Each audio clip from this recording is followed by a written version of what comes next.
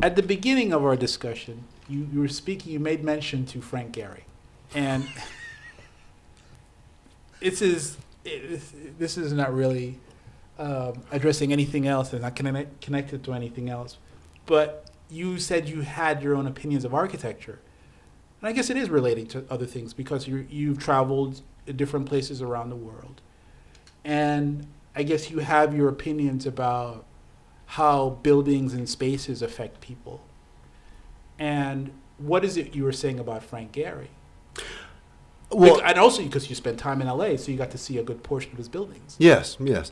I'm fascinated by Gary because I think he does take such wild, wild risks, and no one is truly doing the things that he is doing. But also, I think the buildings I've been in have been complete and total failures because it's all artifice, it's all facade, and inside, the primary... Inside is a very typical building. Inside is even worse. Inside is even worse.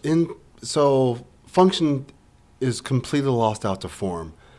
I want to be enthralled with an interior space as much as I am by the facade. Is Walt Disney Concert Hall? The sound is horrible in there. Really? Yeah, the brass just when I saw the LA Philharmonic play, the brass just dominated everybody from certain angles. And also, there's a cafe, and the cafe is so dark and depressing, it would even be depressing for Penn Station. One of the best. It's funny that you say that because, their programs. I remember seeing Frank Gehry speak at Carnegie Hall, and he's like, "Oh yeah, we spent a lot of time. We studied the acoustics, and I had an acoustic expert. And what you're telling me was all for naught."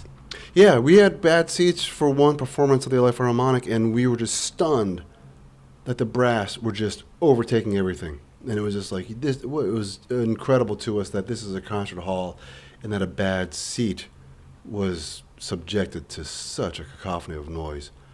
There are a couple spaces there are a couple of areas inside the concert hall which are amazing, but they're so few compared to the rest entirety of the space. Oh my God.